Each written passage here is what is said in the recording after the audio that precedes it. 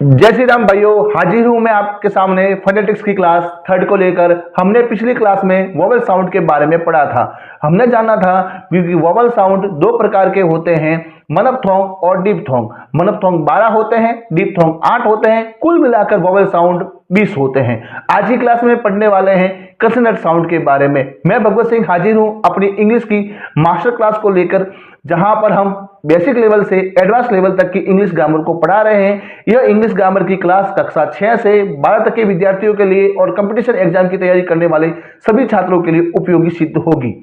आप इस चैनल पर नए हैं तो चैनल को सब्सक्राइब कर दीजिए और बेल आइकन को दबा दीजिए, जिससे इंग्लिश ग्रामर की यह क्लास आपको लगातार मिलती रहे, जहां पर हम अलग अलग विषयों के बारे में अलग अलग बिंदुओं पर कक्षाएं हम बनाएंगे, जहां पर आपको पढ़ने में उपयोगी सिद्ध होगी। चलो शुरू करते हैं हमारी पहली स्लाइड। यहां पर मैं पढ़ा रहा हूं आपको कंसोनेंट साउंड, जहां पर आपको कुल मिलाकर 24 कंसोनेंट साउंड बताए गए हैं। हमने जाना था कि फोनेटिक सिंबल 44 होते हैं, जिसमें कंसोनेंट 24 होते हैं, वोवेल 20 होते हैं।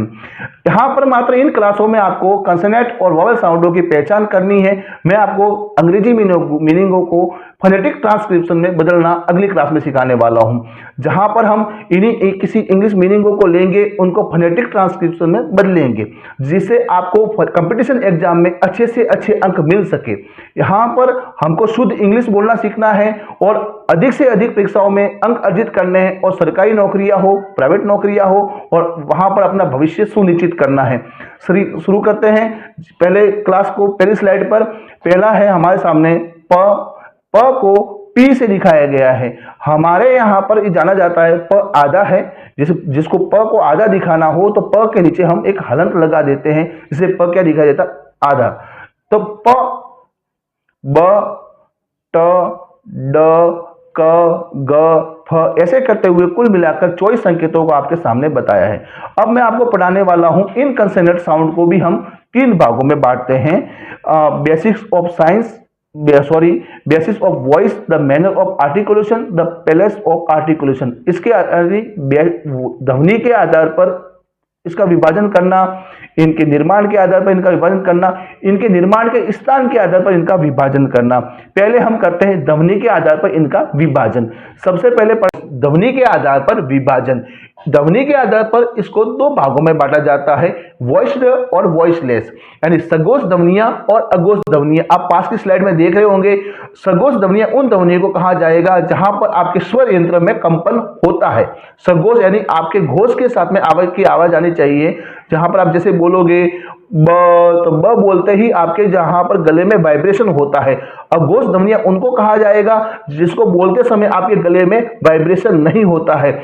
वॉइस में जो ध्वनियां हैं उनकी संख्या कुल 15 है, और अघोष ध्वनियां हैं उनकी संख्या 9 है। इनके जो सैंपल है वो मैंने नीचे दिए हैं, आगे मैं आपको बता रहा हूं अगला भाग। मैनर ऑफ आर्टिकुलेशन, यानी कि शब्दों के निर्माण के आधार पर उनका विभाजन किया गया है इन संकेतों का, कंसोनेंट साउंड्स का, जिसको यहां पर दिखाया गया। एक कुल मिलाकर 5 भाग है, जिसमें पहला होता है पल्सिव, यानी स्पर्शी ध्वनियां, जिसमें हवा के प्रवाह को पहले तो पूरी तरह से रोका जाता है, फिर अचानक छोड़ा जाता है। जैसे प यानी ब, ट, ड, क, ग, ऐसे जहां पे आवाज को पहले तो रोका फिर एक साथ में छोड़ दिया, ये पल्सिव ध्वनियां हैं। और ऐसी ध्वनियां जिनमें क्या होता है, घर्षण होता है, जहां पर आपके 2 अंग पास में आते हैं और एक नई ध्वनि निकालते हैं, उसको कहा जाता है संघर्षी ध्वनियां, जिसे अंग्रेजी भाषा में कहा जाता है फ्रिकेटिव साउंड्स।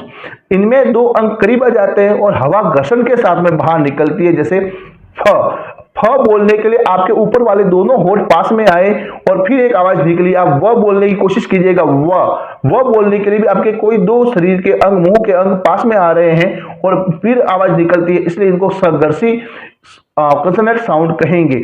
अगला है एफ्रिकेट्स, अर्थात स्पर्शी और संघर्षी, यानी पल्सिव और फ्रिकेटिव दोनों साउंड मिलाकर एक नए प्रकार का साउंड बनता है, जिसे कहा जाता है एफ्रिकेट्स। ये ध्वनियां एक स्टॉप के रूप में शुरू होती है, मतलब थोड़ी रुकती है, फिर हवा के साथ में बाहर एकदम ध्वनि आती है, जैसे च, ज, अब ऐसी ध्वनियां भी होती है जो हम मुंह बंद रखते हैं और नाक से आवाज निकालते हैं, जिसे नेजल ध्वनियां कहा जाती है, नासिक के कहा जाता है। इसको मुख मार्ग तो बंद रहता है और नाक से आवाज निकलने से म, न। एप्रोक्सीमेट्स अगला प्रकार है एप्रोक्सीमेट्स, जिनको इनको सेमी वोवल्स कहा जाता है। वोवल्स की खासियत क्या होती है, इनको में किसी का कोई मिश्रण नहीं होता है, इनमें हवा का मार्ग बहुत संकुचित नहीं होता, इसलिए घर्षण नहीं होता है। इन्हें दो भागों में बांटा जाता है, ग्लिड्स और लिक्विड्स, यानी कि अस्वर और द्रव प्रकार के शब्द, जिसमें द्रव प्रकार के शब्द में ल, र, यानी कि ल और र की ध्वनियां हैं वो लेटरल ध्वनियां हैं, और लिक्विड प्रकार की ध्वनियां हैं, ग्लिड्स हैं जो आधे स्वर है और आधे व्यंजन है, जिसमें व, य। ठीक है, अब चलते हैं अगले प्रकार में, जहां पर हम पढ़ेंगे इन ध्वनियों के निर्माण के स्थान के आधार पर इनके विभाजन को पढ़ते हैं। अब हम पढ़ रहे हैं कंसोनेंट साउंड का विभाजन द प्लेस ऑफ आर्टिकुलेशन के आधार पर, अर्थात जो व्यंजन ध्वनियों का विभाजन उनके बनने के स्थान के आधार पर हम उसका विभाजन पढ़ेंगे। इसके आधार पर इसको कुल मिलाकर 8 भागों में बांटा है आईपीए ने। तो पहला भाग है बाइलेबियल ध्वनियां, वे ध्वनियां जो आपके दोनों होठ मिलाकर जो ध्वनियां उत्पन्न होती है उनको बाइलेबियल ध्वनियां कहा जाता है। प, ब, म, व, इनको इस श्रेणी में रखा जाता है। दूसरा भाग है लेबियोडेंटल, जहां पर आपके निचले वाला होठ और ऊपर वाले दांत मिलकर नई ध्वनि उत्पन्न करते हैं, जैसे फ, व, जहां पर निचले वाले होठ का क्या रहती है, हलचल ज्यादा रहती है। तीसरा भाग है डेंटल प्रकार की ध्वनियां, जहां पर आपके दांत और जीभ मिलकर नई ध्वनि उत्पन्न करते हैं, थ, द। अब अगला भाग पढ़ेंगे एल्वेओलर, जहां पर आपके जीभ और आप मसूड़े वाला भाग मिलकर एक नई ध्वनि उत्पन्न करेगा, जैसे ट, ड, स, ज, न। इनको एल्वेओलर कहा जाता है। अब पोस्ट एल्वेओलर अगला भाग है, अर्थात मसूड़े के पीछे वाला भाग, श, च, ज, र, यानी आपके मसूड़े के पीछे वाला भाग का उपयोग होता है, उसको कहा जाता है पोस्ट एल्वेओलर। अगला भाग है प्लेटल का, यानी कि तालू वाली ध्वनियां। तालू होता है वो आप जानते ही होंगे, जैसे य, उसमें ध्वनि को रखा जाता है।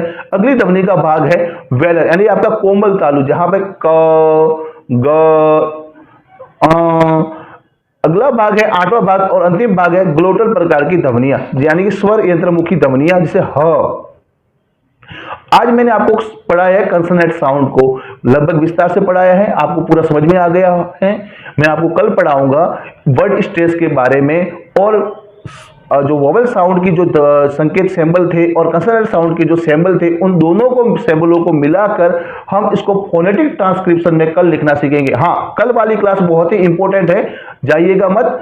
कल आपको क्लास में आपको पेन और कॉपी लेकर जरूर बैठना है, क्योंकि कल वाली क्लास ही आपको जो रीट की होने वाली परीक्षा में हेल्प करेगी, सेकंड ग्रेड की परीक्षा में हेल्प करेगी और फर्स्ट ग्रेड की एग्जाम में हेल्प करेगी।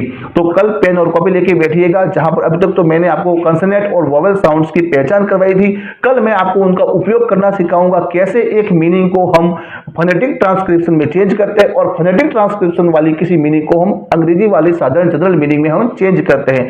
कल तक के लिए नमस्कार, मिलते हैं आपको कल इसी वीडियो के साथ में, नए जोश के साथ में, इसी चैनल पर। तब तक के लिए जय श्री राम, शुभ रात्रि।